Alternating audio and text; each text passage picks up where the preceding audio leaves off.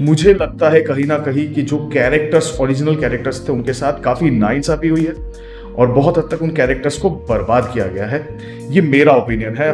जब भी कोई नया बंदा एसासिन ब्रदरहुड में ज्वाइन करता है तो उसे कुछ रिचुअल्स फॉलो करने होते हैं कि ये रिचुअल्स आए कहां से, किन्होंने बनाया ये ब्रदरहुड। तो ये हमेशा से इस सीरीज में एक क्वेश्चन मार्क था, एक लूप होल था। टीम ए को ऐसा लगता है कि पुरानी जो एसासिन क्रीड की स्टेल्थ ओरिएंटेड अप्रोच थी वो कहीं ना कहीं सही थी, जबकि टीम बी का ये मानना है कि it is completely all right. देखिए, कोई भी चीज कंप्लीटली अच्छी या कंप्लीटली बुरी नहीं होती। हर एक जॉनरा के कुछ प्रोज होते हैं तो कुछ कॉन्स होते हैं। तो स्वागत है आप सबका एक और नई वीडियो के साथ। मेरा नाम है अनुभव और आप देख रहे हैं रैंट गेमिंग विद ए, जहां पर मैं तमाम ट्रिपल ए गेम्स को खंगाल के रिव्यू करता हूं। क्योंकि जैसा कि हमें पता है कि हमारी कंट्री में ट्रिपल ए गेम्स काफ़ी महंगी आती है, अगर हम सेल्स की बात करें तब पर भी।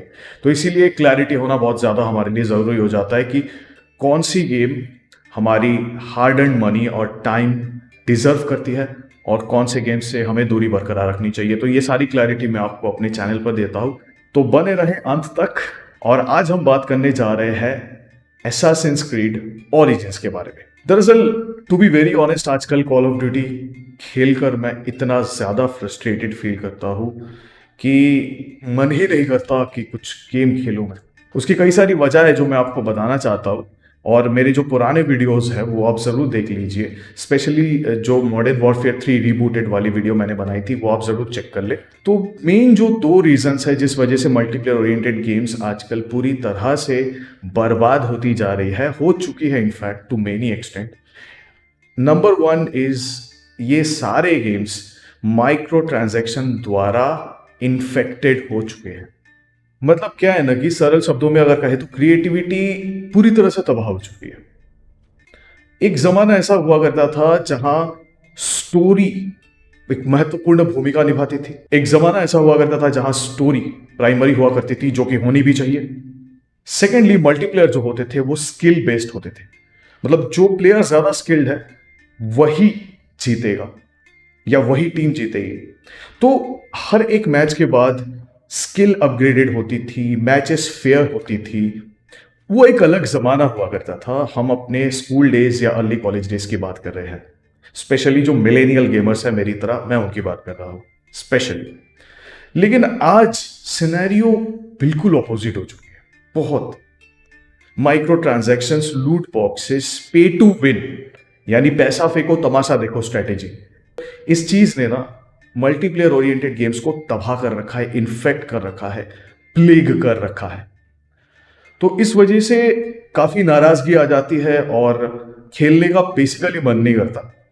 2-3 मैचेस खेलने के बाद लिटरली फ्रस्ट्रेटिंग सा फील होता है। तो स्टोरी भी, मतलब रिबूटेड जो भी मॉडर्न वॉरफेयर सीरीज है, स्टोरी भी खेलने का मन नहीं करता। क्योंकि ये जो रिबूटेड सीरीज है उसमें मुझे लगता है कहीं ना कहीं कि जो कैरेक्टर्स ओरिजिनल कैरेक्टर्स थे उनके साथ काफी नाइंसाफी हुई है और बहुत हद तक उन कैरेक्टर्स को बर्बाद किया गया है। ये मेरा ओपिनियन है। आप चाहे तो जो तमाम रिव्यूज मैंने बनाए हैं रिबूटेड मॉडर्न वॉरफेयर 1, 2 एंड 3 पर, वो जरूर चेक कर ले, तो आपको एक बेहतर क्लैरिटी मिलेगी। तो इन तमाम फ्रस्ट्रेशन से उभरने के लिए मैंने सोचा कि चलो कोई नहीं, मैं पुराने कुछ सिंगल प्लेयर गेम्स ट्राई करूंगा। इवन कॉल ऑफ ड्यूटी भी अगर मैं ट्राई करता हूं तो पुराने कॉल ऑफ ड्यूटी रिविजिट करूंगा। तो मैंने वही शुरू करा और इसी के साथ मैंने call of duty world at war की एक रिव्यू वीडियो रिलीज करी है, तो उसे भी आप जरूर चेक कर ले। और साथ ही साथ एसासिन्स क्रीड मिराज खेलने के बाद मुझे थोड़ा मन हुआ कि मैं दोबारा से एसासिन्स क्रीड के गेम्स एक्सप्लोर करूं, स्पेशली जो पुराने गेम्स हैं उन्हें एक्सप्लोर करूं। तो एसासिन्स क्रीड मिराज की भी अगर आपने वीडियो नहीं देखी है तो प्लीज उसे भी आप चेक कर ले जरूर। तो मिराज कंप्लीट करने के बाद मुझे मन हुआ कि why not play the origin of assassin brotherhood, which is none other than Assassin's Creed Origins. तो ये फैसला लेने के बाद मैंने गेम को दोबारा से शुरू करा एंड ट्रस्ट मी, ये गेम 2017 में रिलीज हुई। तो 2024 में लगभग 7 साल होने को है इस गेम, और आज भी ये बहुत ज्यादा बेहतरीन गेम है। वो कैसे है वही हम आज की वीडियो में बात करेंगे। तो इस गेम की 2 प्रमुख बातें हैं जिसने मुझे काफी ज्यादा इंप्रेस करा। Number 1 is the origin of the assassin brotherhood.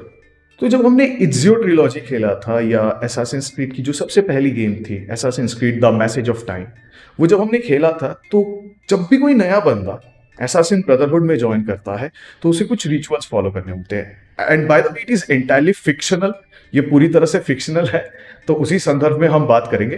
तो हमारे मन में बचपन में ये क्यूरियोसिटी आती थी जब हमने पहली बार खेला था कि ये रिचुअल्स आई कहां से, किन्होंने बनाया ये ब्रदरहुड। तो ये हमेशा से इस सीरीज में एक क्वेश्चन मार्क था, एक लूप होता, और इस गेम ने उस कमी को पूरी कर दी। और मुझे लगता है ये आइडिया सबसे बेस्ट था, सबसे ज्यादा।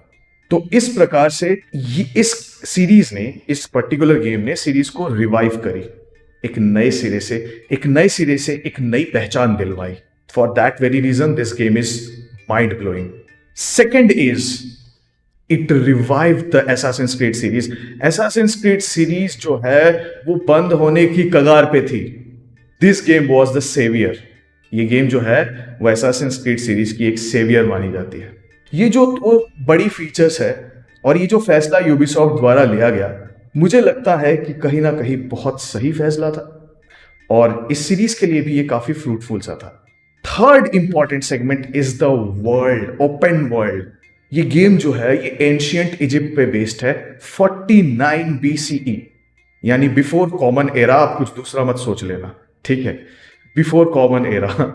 So it is completely an ancient setting, जो मुझे पर्सनली बहुत ज्यादा अच्छा लगता है और बारीकी से सारी चीजें डिटेल में यहां दिखाई गई है, पोर्ट्रे करी गई है, रियलाइज करवाई गई है, एक्सपीरियंस करवाई गई है। It is a complete immersive experience in my opinion. और फोर्थ पॉइंट जो है, ये एक आरपीजी टाइटल है, यानी रोल प्लेइंग टाइप, विचर 3 वाइल्ड हंट जैसा। अब देखिए यहां पे ना फैंस की तो टीम बन जाती है। टीम ए का मानना है कि ये जो आरपीजी मैकेनिक्स है वो सही नहीं है, it's not up to the mark, जबकि टीम बी का मानना है कि RPG mechanics is a new addition to this. Team A को ऐसा लगता है कि पुरानी जो एसासिन्स क्रीड की स्टेल्थ ओरिएंटेड अप्रोच थी वो कहीं ना कहीं सही थी, जबकि टीम बी का ये मानना है कि it is completely all right. देखिए अगर मैं अपनी पर्सनल ओपिनियन की बात करूं तो मैं दोनों ही टीम ए एंड बी के साथ जाना चाहूंगा। ऐसा क्यों, मैं आपको बताता हूं। देखिए कोई भी चीज कंप्लीटली अच्छी या कंप्लीटली बुरी नहीं होती। हर एक जॉनरा के कुछ प्रोज होते हैं तो कुछ कॉन्स होते हैं। तो सबसे पहले हम टीम ए के पर्सपेक्टिव को समझते हैं। उनका यह मानना है कि पुरानी जो एसासिन्स क्रीड थी वो सही थी क्योंकि वो उसकी आइडेंटिटी थी। टीम ए यहां सही है। तो एसासिन्स क्रीड की गेम प्ले स्टाइल जो है वो हमेशा से एक स्टेल्थ एक्शन अप्रोच पे रही है, जो कि मेरे हिसाब से लगता है कि वो एक आइडेंटिटी है एसासिन्स क्रीड की, जो टीम ए का मानना है। और कहीं ना कहीं टीम ए सही है इस बारे में कि आरपीजी बनाकर एसासिन्स क्रीड ने वो जो आइडेंटिटी थी, यूनिकनेस थी, वो खराब करी है। वो नीश जो थी एसासिन्स क्रीड की वो कहीं ना कहीं खराब हुई है आरपीजी के चलते। लेकिन अगर हम टीम बी की बात करें तो वो भी अपनी जगह सही है, क्योंकि change is the law of life. Change जरूरी होता है, एडाप्टेशन के लिए भी चेंज जरूरी होता है। यूबीसॉफ्ट का भी शायद यही मानना होगा कि सीरीज को हम एक नया चांस देते हैं, एक नई मैकेनिक्स इंट्रोड्यूस करते हैं, लेट्स सी व्हाट हैपेंस। अगर मैं अपने पर्सनल ओपिनियन की बात करूं तो दोनों टीम अपनी जगह सही है, उनके पॉइंट्स भी सही है अपनी जगह। और अगर मैं अपने पर्सनल ओपिनियन की बात करूं तो एसासिन्स क्रीड ओरिजिन्स खेलकर आपको ये कभी फील नहीं होगा कि आप कोई एसासिन्स क्रीड नहीं खेल रहे हो। आई एडमिट कि ये एक आरपीजी गेम है, लेकिन आरपीजी होने के बावजूद भी इसमें वो एसासिन्स क्रीड के बेसिक एलिमेंट्स मौजूद है। ऑल्दो जो ट्रेडिशनल ईगल विजन थी वो यहां अवेलेबल नहीं है, जहां पे एक नाइट विजन एक्टिवेट हो जाती थी, night vision type of eagle vision activate हो जाती थी और एक गोल टारगेट हमें ढूंढना होता था। वो सारी चीजें यहां पे नहीं है। हमें यहां एक ईगल जो हमारा फ्रेंड है सेनु, ओके, लेटर ऑन गेम्स में भी, ओडिसी में इकारोस, फिर वालहाला में रेवन और फिर मिराज में एनकीडो, तो बहुत सारे जो ईगल है वो हमारे साथी है जो कि रिकॉल करते हैं, and that's how it works. तो ये एक अपने आप में एक अलग मैकेनिज्म है जो बेसिकली ड्रोन का काम करता है इस गेम में। तो that is how it works और इट मेक्स सेंस। ये एक सेंस भी बनाती है क्योंकि एसासिन्स के पास ईगल की पावर कहां से आई, ये भी अपने आप में एक बड़ी बात थी। तो ये सारी चीजें भी कवर करी गई है जो कि बहुत अच्छी लगी मुझे। पर्सनली। तो ऐसा आपको कभी फील नहीं होगा कि आप कोई असैसिन्स क्रीड नहीं खेल रहे हो। आरपीजी के साथ भी बेसिक एलिमेंट्स को बहुत अच्छे से निभाया गया है।